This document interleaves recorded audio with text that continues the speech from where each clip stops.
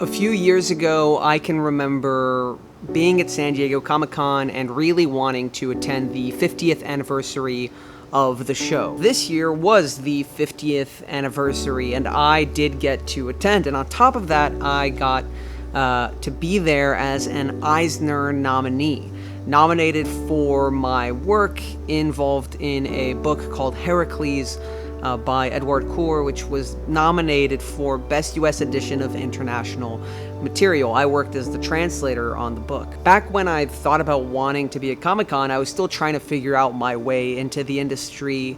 I didn't at all know that I could be a translator or would be a translator down the line. Instead, my focus was entirely on writing, which is still something I'm focused on to this day. And I went down to Comic-Con this year for the Eisner ceremony. I took the train down. I got to have that spark of joy when I saw a lot of the books that I had worked on the show floor, and got to roam around and see some of my favorite stores and artists and pick up some really cool new books. And I attended the Eisner Awards. I got dressed all dapper and fancy, went to the ceremony, had some free food and drinks, and had a great time. But I didn't win. I came away having only been nominated and not having won the Eisner.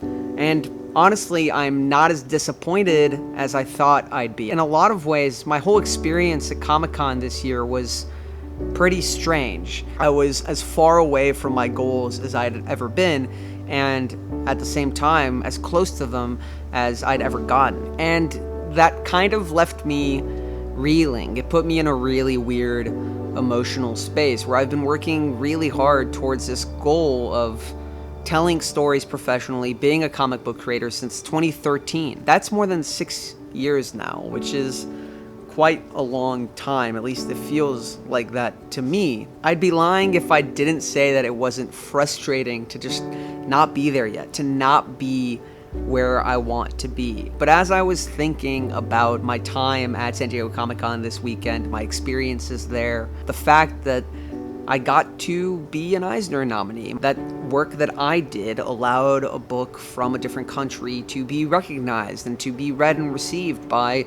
a different audience here, and that I got to make such a cool contribution, I wouldn't have expected that just a few years ago.